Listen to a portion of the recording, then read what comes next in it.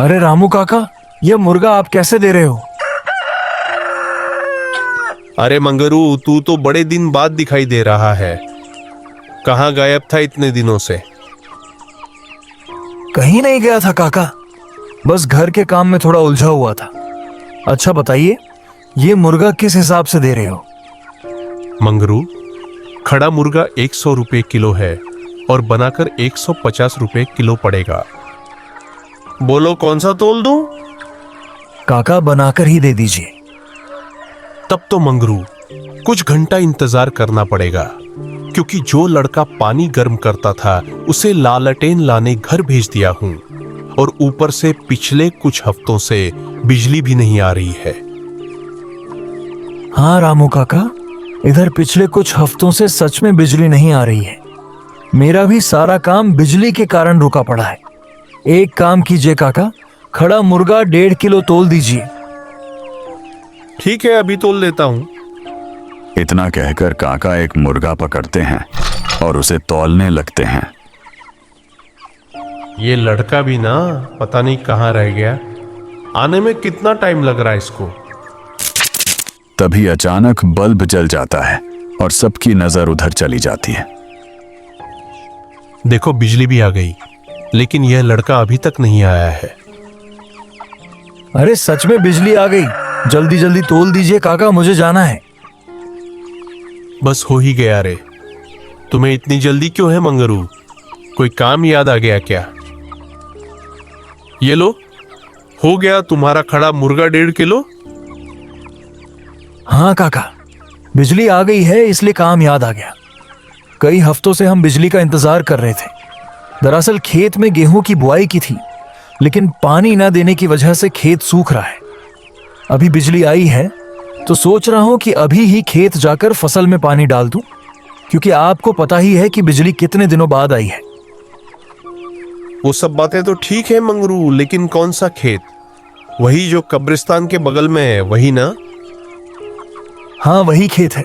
ठीक है काका, आप इस खड़े मुर्गे का दाम खाते में लिख लेना। तो मंगरू उस दुकान से 1.5 किलो खड़े मुर्गा लेकर अपने घर की ओर चल देता है। उसकी दुकान पर बैठा एक जमींदार यह सारी बातें सुन रहा था। अरे रामू, ये वही जगह है ना जहां एक बार भूत ने तुझे दौड़ा दौड़ा कर भगा दिया था? हाँ जमींदार जी, ये वही जगह है। इसके बगल में मेरा भी खेत है। तो फिर इसे रात में वहां जाने से मना क्यों नहीं किया?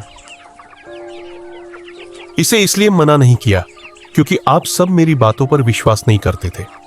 कल देखिएगा इस मंगरू की क्या हालत होती है। अच्छा, कल तो पता चल ही जाएगा कि सच में तुम्हें भूत ने दौड़ा दौड़ा कर भगाया था या नहीं। इधर मंगरू हाथ में मुर्गा लिए काले अंधेरे और गहरे सन्नाटे के बीच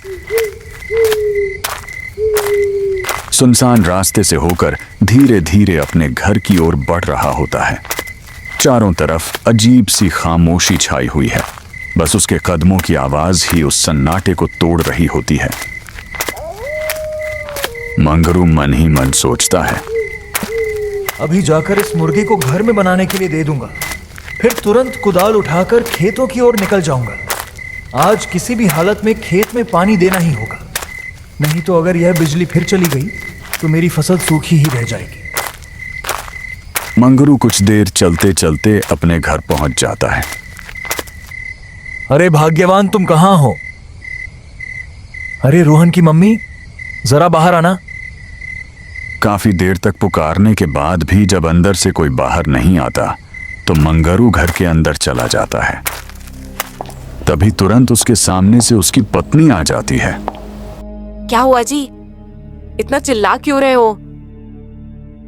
अरे भाग्यवान, कब से मैं चिल्ला रहा था, अंदर से किसी की आवाज ही नहीं आ रही थी। छोड़ो ये सब बातें, देखो मैं ये मुर्गा लाया हूं, तुम इसे बनाकर रखना, मैं कुछ देर में आता हूं। कुछ देर में? इसका क्या मतलब है? कहीं जा रहे हो क्या? हाँ, खेत जा रहा हूं। आज कई हफ्तों बाद बिजली आई है, सोचा खेत की सिंचाई कर दूं, क्योंकि बिजली बार बार नहीं आती। अभी जाना सही नहीं रहेगा जी। आज बिजली आई है तो इसका मतलब यह नहीं कि कल बिजली नहीं आएगी। अभी टाइम भी देखिए कितना रात हो गया है। आज भर रुक जाइए जी। अगर सुबह बिजली होगी तो सुबह ही खेत की सिंचाई करने चले जाइएगा। अगर सुबह बिजली नहीं आई तो क्या करोगे? मेरी सारी फसल सूख जाएगी। तुम एक काम करो, इस मुर्गे को बनाकर रखो। मैं तब तक खेत से आ जाऊंगा। तुम चिंता मत करना, मुझे कुछ नहीं होगा। मेरा कुदाल किधर है? कुदाल लाओ। तुम मेरी बात सुनते ही कहां हो? कुदाल तो तुम्हारे ही पीछे दिखाई दे रहा है, अपने से ले लो। यह कहकर उसकी पत्नी रूठ जाती है और मुर्गा लेकर वहां से चली जाती है। और इधर मंगरू भी अपना कुदाल लेकर खेत की ओर निकल जाता है। जैसे ही मंगरू गेट के बाहर कदम रखता है और आगे बढ़ने ही वाला होता है, तभी अचानक पीछे से उसके बेटे की आवाज सुनाई देती है। पापा रुकिए, जो उसे रोक लेती है। मैं भी आपके साथ चलूंगा। तुम किस लिए जाओगे बेटा? मम्मी तुम्हें डांटेंगी। मम्मी नहीं डांटेंगी पापा, सच कह रहा हूँ। मम्मी ने ही मुझे भेजा है। उन्होंने मुझसे कहा है कि मैं आपके साथ जाऊं और पूरे रास्ते ध्यान रखूं। मम्मी बोली कि कहीं आप रास्ते में रुककर दारू न पी ले, इसलिए तुम पापा पे नजर रखना और उन्हें सीधे घर ले आना। अच्छा ठीक है, तो फिर आजा मम्मी के लाडले। दोनों साथ साथ खेत की ओर चलते हैं। तो फिर दोनों बाप बेटे खेत की सिंचाई करने के लिए घर से निकल पड़ते हैं। घर की देहरी पार करते ही वे साथ साथ चलने लगते हैं। रास्ते भर हल्की फुल्की बातें करते हुए खेत की ओर बढ़ते हैं। कुछ दूर चलने के बाद सामने से उसकी पड़ोस की एक बुढ़िया आती हुई दिखाई देती है, जो उन दोनों बाप बेटे को रोक लेती है। अरे मंगरू बेटा, यह कुदाल लेकर तुम दोनों बाप बेटे इतनी रात में कहाँ जा रहे हो? अरे बूढ़ी माँ, मैं अभी खेत जा रहा हूँ। वह जो नया जमीन कब्रिस्तान के बगल में खरीदी थी, वहीं मैं पानी देने जा रहा हूँ। सोचा इतने दिनों बाद बिजली आई है तो पानी दे ही देता हूँ, नहीं तो इस बिजली का कोई भरोसा नहीं। एक बार चली जाए तो फिर आने का नाम ही नहीं लेती। इतना सुनने के बाद बुढ़िया की आंखें फटी की फटी रह जाती हैं। उसके होश उड़ गए, जैसे उसने कुछ बिल्कुल असंभव सुन लिया हो।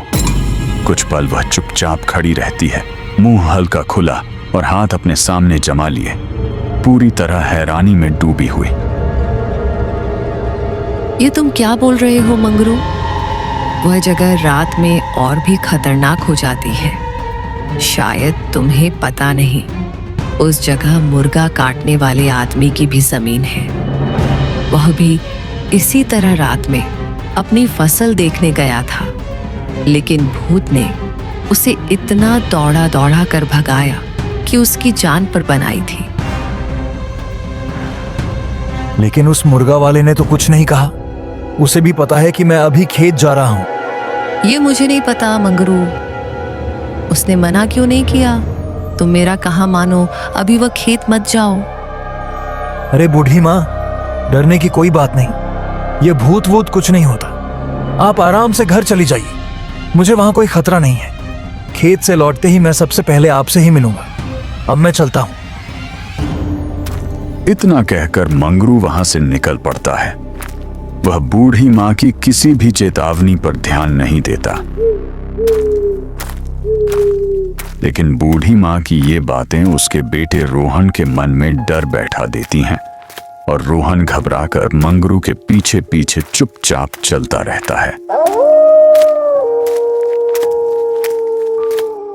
पापा, उस दादी की बातें सुनकर सच में मुझे डर लगने लगा है। अरे बेटा, डरने की कोई बात नहीं है। ये दादी पुराने जमाने की बातें करती हैं। भूत वूत जैसा कुछ नहीं होता। तुम निश्चिंत रहो। खेत से वापस आकर हम मुर्गा चावल खाएंगे और आराम से सो जाएंगे। बस थोड़ी ही देर में हम खेत पहुंच जाएंगे। मंगरू बेटे को प्यार से समझा बुझाकर उसके मन से डर निकालने की कोशिश करता हुआ खेत की ओर बढ़ रहा होता है। काफी देर तक चलते रहने के बाद मंगरू आखिरकार खेत पहुंच जाता है। रोहन बेटा, तुम यहीं खड़े रहो। मैं मोटर चालू करके आता हूं। मंगरू कुदाल रखकर उस पेड़ की ओर बढ़ता है जहां मोटर का बोर्ड लगा होता है। पेड़ के पास पहुंचते ही वह बोर्ड में लगे मोटर के स्विच को चालू कर देता है, जिससे मोटर चल पड़ती है और खेत में पानी बहने लगता है। रोहन बेटा, तुम यहीं इसी जगह बैठो, मैं कुदाल लेकर खेत के उस कोने की ओर जा रहा हूं। वहां थोड़ा बांध टूटा हुआ है, उसे ठीक करके तुरंत लौट आऊंगा। ठीक है पापा, आप जल्दी लौट आइएगा। ये मोबाइल रख लो, नहीं तो रास्ते में कहीं गिर जाएगा। मंगरू अपना मोबाइल रोहन के हाथ में सावधानी से थमा देता है और फिर कुदाल उठाकर खेत के दूसरे कोने की ओर चल पड़ता है। अब मैं यहाँ अकेले खड़ा होकर क्या करूँगा? तब तक मैं बैठकर इस फोन पर स्पिरिट टून का कार्टून वीडियो देख लेता हूँ। इधर रोहन वहीं बैठ जाता है और फोन को हाथ में लेकर उसे चालू कर देता है। वह स्क्रीन पर दिख रहे कार्टून को ध्यान से देखने लगता है। कभी हंसता है तो कभी उत्सुकता से कहानी में डूब जाता है। कुछ घंटे बीतने के बाद मोटर अपने आप अचानक बंद हो जाती है। मोटर बंद होने के बाद रोहन फोन चलाना बंद कर देता है और चारों ओर देखने लगता है। वह समझने की कोशिश करता है कि आखिर मोटर क्यों बंद हुई। पोल में बल्ब तो जल रहा है, इसका मतलब बिजली अभी भी है। फिर भी ये मोटर अचानक बंद क्यों हो गई? रोहन यह सोचकर थोड़ी देर चुपचाप चारों ओर देखने लगता है, समझने की कोशिश करता है कि आखिर समस्या कहाँ है। तभी उधर से उसके पापा भी आ जाते हैं और धीरे धीरे खेत की ओर बढ़ते हुए रोहन के पास पहुंचते हैं। अरे बेटा, क्या हुआ? ये मोटर तुमने क्यों बंद कर दी? पूरे खेत में पानी अभी नहीं पड़ा है, पानी देना अभी बाकी है। पापा, ये मोटर मैंने बंद नहीं की, मैं तो फोन में कार्टून देख रहा था। ये मोटर अपने आप कैसे बंद हो गई मुझे भी नहीं पता। अपने आप तो ये मोटर बंद नहीं हो सकती है। अच्छा रुको, मैं फिर से इसे चालू कर देता हूं। मंगरू जैसे ही मोटर चालू करता है, उसके तुरंत ही बाद मोटर फिर से बंद हो जाती है। अरे, यह मोटर फिर से बंद हो गया। लगता है स्विच में कोई गड़बड़ी है। इतना सोचकर मंगरू स्विच को फिर से ऑन कर देता है, लेकिन इस बार भी स्विच तुरंत ऑफ हो जाता है। यह देखकर मंगरू की आंखें फटी की फटी रह जाती हैं। उसके शरीर में सिहरन दौड़ जाती है, क्योंकि स्विच अपने आप बार बार दब रही होती है। अरे रोहन बेटा, जल्दी भागो यहाँ से, यहाँ पर कोई है।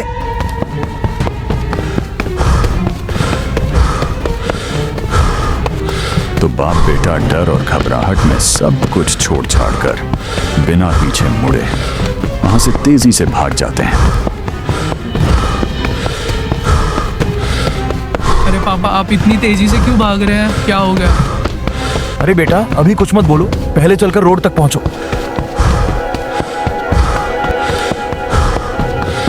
काफी देर तक हांफते दौड़ते रहने के बाद आखिरकार बाप बेटा दोनों रोड पर पहुंच जाते हैं और वहीं रुककर कुछ पल के लिए सांस लेने लगते हैं। डर के मारे पिता की हालत खराब हो चुकी होती है।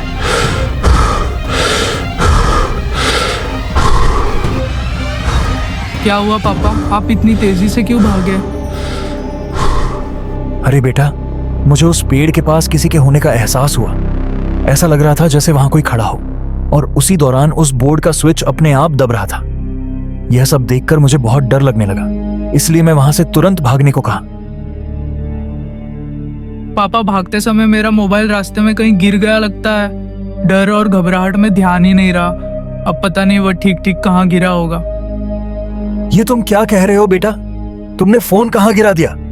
अभी इस समय फोन ढूंढने कैसे जाएंगे? छोड़ो, जाने दो, सुबह होते ही जाकर फोन ढूंढ लेंगे। चलो अभी घर चलते हैं।